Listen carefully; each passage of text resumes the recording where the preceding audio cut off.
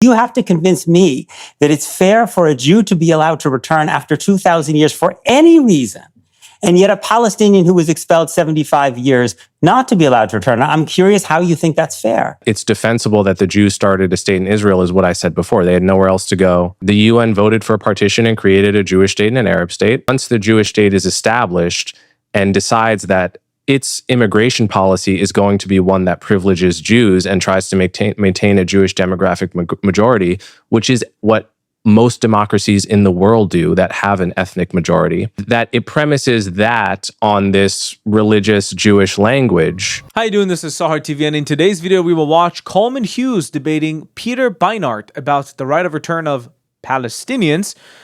Pretty interesting conversation. Let's have a look. If we're saying that Palestinians have a right of return to the places where if they're 90 years old, then they remember, maybe 85 years old, they remember the house they lived in. But if not, you're talking about your parents or your grandparents.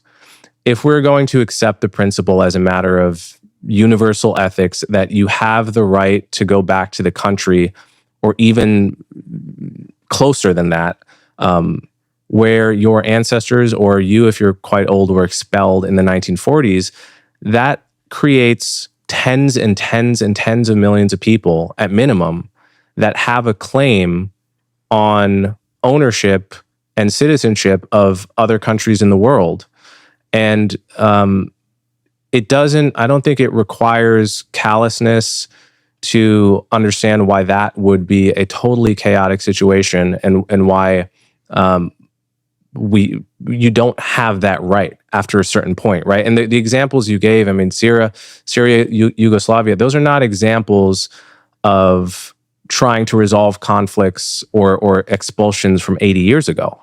Right. But as I said before, Israel's law of return, and I think Israel's law of return is really the relevant point here, right? Because I know you want to talk about the entirety of the world, but I think basic fairness suggests that if I believe that Israeli Jews and Palestinians are equal in the image of God, that Israel-Palestine should have a policy that treats them equally. And we are in a situation here, right, where you may not like the idea that people should be able to go back after long periods of time. But then in a way, you have a fundamental problem with Zionism and Israel, because Israel is premised on the idea that any Jew after 2,000 years can return. And so you have to convince me that it's fair for a Jew to be allowed to return after 2,000 years for any reason, and yet a Palestinian who was expelled 75 years not to be allowed to return. I'm curious how you think that's fair.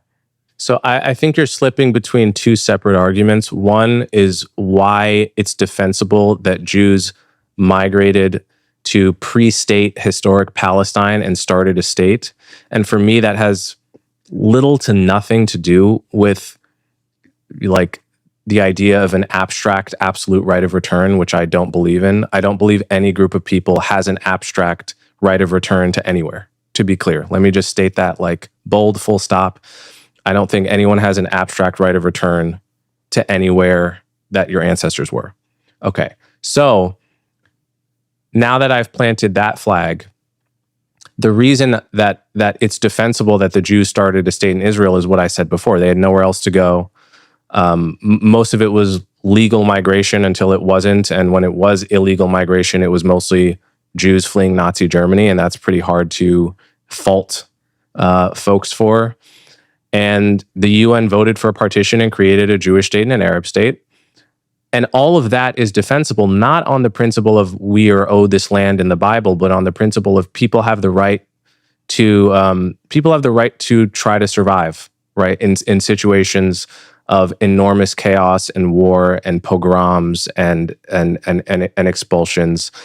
And so all of it makes sense based on that logic. But you're slipping between that, and then once the Jewish state is established and decides that its immigration policy is going to be one that privileges Jews and tries to maintain a Jewish demographic majority, which is what most democracies in the world do that have an ethnic majority, that it premises that on this religious Jewish language, that is not the same as saying, okay, I have to accept that sort of a permanent principle of absolute religious return to a land or being promised a land or whatever in order to justify the initial or in order to support the Zionist project, like the lowercase z Zionist project of establishing a Jewish state in the specific context of the 1940s.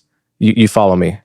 Yeah, but I guess what strikes me is you're very sensitive to the need for Jews to go to this place in order to flee harm, right? But what about the need of Palestinians to do so, right? Today there is, thank God, not a Holocaust happening against Jews, right? So the law of return that allows Jews to come to Israel is overwhelmingly for people who already have citizenship in another country and their lives are not at threat.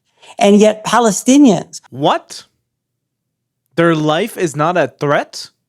Jews that live in Germany, their lives are at threat by the same people that surround Israel, by the Islamists that live in Germany, by the Islamists that live in the world. What is this guy talking about? Live under grave threat, stateless, often in refugee camps in horrible, horrible conditions, caught up in things like the Syrian civil war. You seem to still want to deny their right to return. If your principle seems to be that people should have the right to go to this place in order to be safe, surely a Palestinian refugee in Syria, in Lebanon, for that matter, in Gaza or the West Bank would have a better claim than me.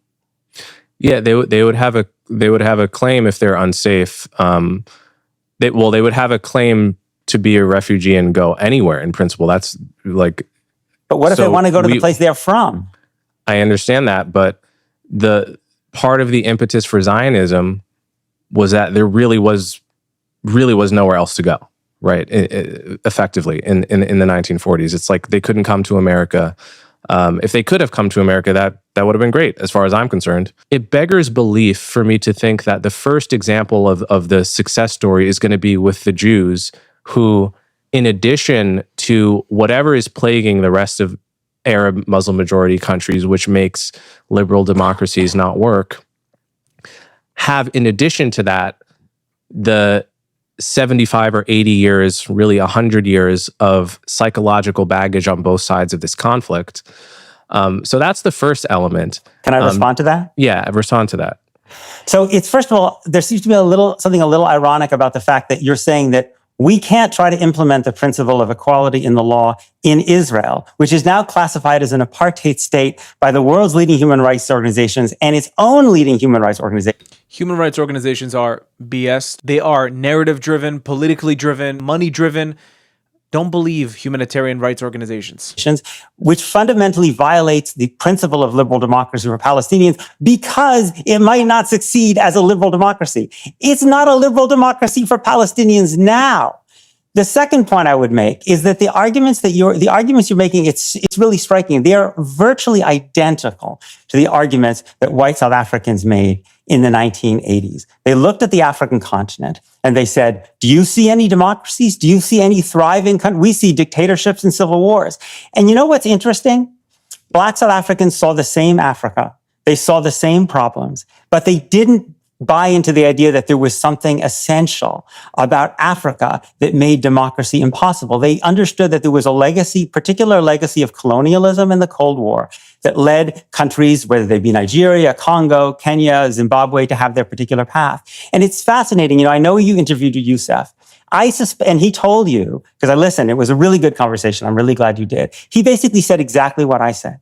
That about the idea of equality under the law. I suspect, Coleman, if you interviewed 100 Palestinians that you just chose by asking Palestinians like who they like, you would find 98 or 99 of them said the same thing. And it wouldn't be because they don't understand that Syria and the UAE and Saudi Arabia have tons of problems, but because they don't believe that they understand those problems, that lack of democracy, as a product of particular historical contingency, in significant measure that the powers that be, most of all the United States, have never wanted those countries to be democracies. Look at how America's strongest client states, Saudi Arabia and the UAE, responded to the Arab Spring. Look at how the US responded to the Arab Spring by trying to sabotage efforts at democracy again and again and again.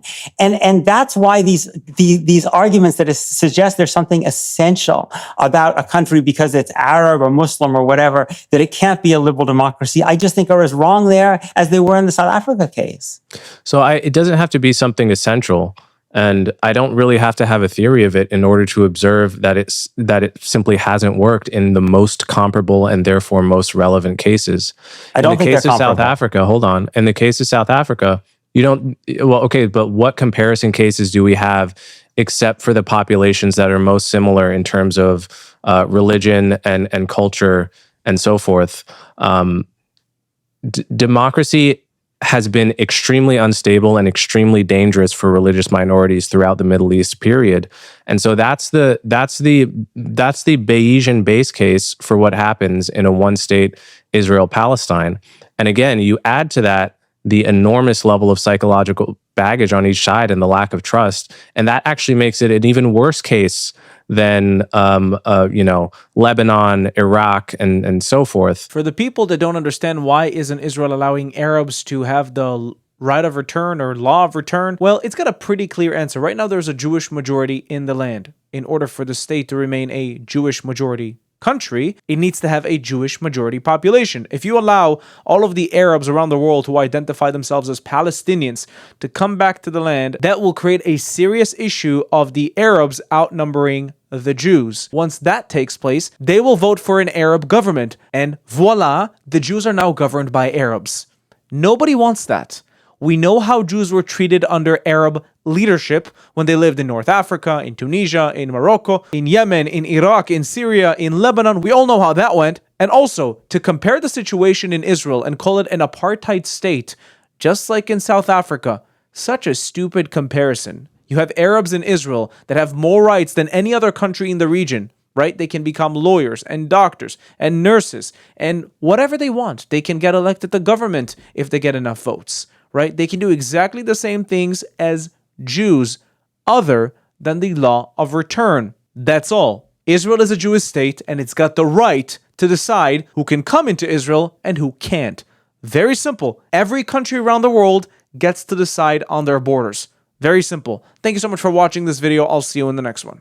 Bye-bye. If you'd like to watch more of my stuff, please check out my channel down below. If you like what you see, don't forget to subscribe to the YouTube channel and hit that notification button so you can be notified every time I upload new content.